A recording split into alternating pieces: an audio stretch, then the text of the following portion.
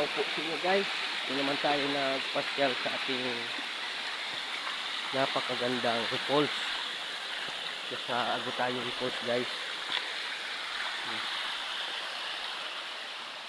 Masarap ang ano guys. Yan.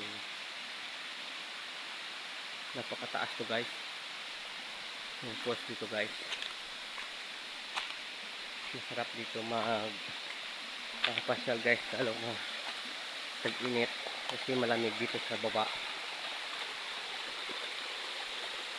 Mababaw lang yung tubig guys kasi ilang linggo ng lakas ng init dito. Ano guys, yun.